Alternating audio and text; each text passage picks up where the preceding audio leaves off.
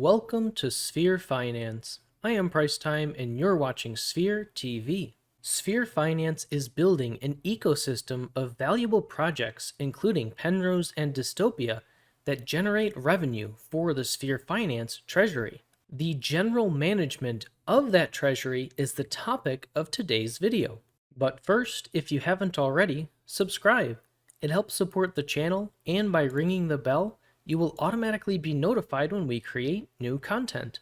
I've mentioned in previous videos that revenue from Sphere's ecosystem will be used to reinvest back into its ecosystem and will be used to buy and burn Sphere tokens. When any business receives revenue, there are many factors that determine what is then done with that revenue and when. Reinvesting revenue is not an idea unique to Sphere, but is in fact utilized by the best of the best companies to compound revenue. Reinvesting is essentially for building long-term, sustainable wealth. When Sphere invests its revenue or keeps its revenue as investments, those investments will themselves start producing yield. That yield can then itself be reinvested and or used to buy and burn Sphere without chipping away at the revenue and yield-bearing investments themselves. Over time, this exponentially increases the yield generated because of the growth and compounding of Sphere's revenue and investments. While this may not always necessarily be the case for Sphere, because financial flexibility is important too, it is a helpful bird's eye view of how wealth is generated and compounded through the use of yield-bearing investments. This also allows Sphere to become completely self-sustaining, even if you were to eliminate all revenue streams, because Sphere's investments would still be producing a yield. Again, this concept of using revenue to build investments from which you can then compound investments and obtain your income is key for building long-term wealth. This concept is also important to consider when it comes to personal finance as well. This process of reinvesting also gives Sphere the ability to favor compounding of revenue in times where buying and burning Sphere would be counterproductive. Allow me to explain.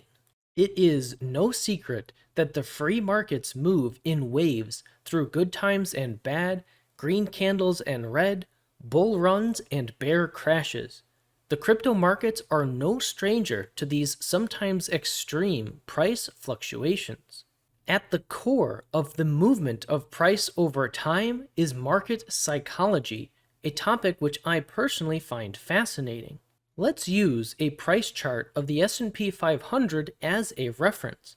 In the context of buying and burning Sphere, here is what we need to consider. During a bear market, when the predominant momentum of price is down, new buying pressure does not actually change that downward momentum.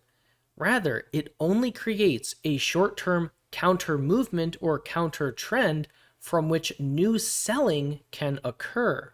So, although during a bear market, a price relief is often desperately desired, and although it may seem like the best time to buy and burn Sphere, doing so is usually but not always counterproductive because buy pressure in a bear market just draws in more sell pressure to follow with the broader downward momentum of the market.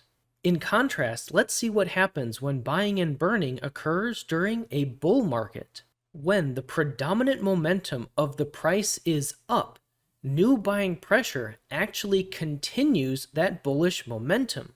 This is true even when big red candles threaten that bullish momentum.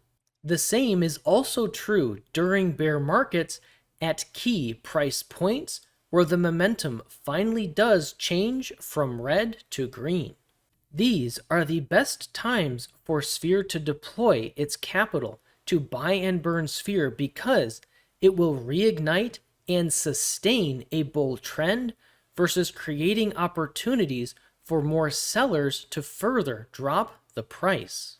So, even though it is emotionally painful during a bear market to see the price fall, and there is a strong desire for Sphere to buy and burn tokens to help alleviate that pain in the short term, the better long-term play is actually to reinvest the revenue to compound it so that when the markets finally do rekindle and move into a bull run, Sphere will be able to deploy its assets to accelerate and sustain its next bull run. That goal of long-term sustainability of price appreciation is part of why Sphere has called itself the S&P 500 of crypto. And Sphere is already setting this plan in motion. For example, when Sphere transitioned its liquidity pairing from V2 with WMatic to V2.1 with USD Plus, a significant portion of the WMatic from V2's liquidity was reserved on the sidelines and reinvested for compounding yields. Again, this is because we are currently in a bear market, and buying and burning Sphere at this time would likely be counterproductive versus compounding the Treasury's investments, which is highly productive. This gives Sphere the advantage of price stability and appreciation from USD Plus while continuing to have compounding volatile exposure to WMatic so that when the time is right, those assets can be deployed. While that is all happening, Sphere has already burned millions of dollars worth of Sphere, and the Bet Swirl Sphere games and the buy, sell, and transfer taxes continue to contribute to the deflationary burning process.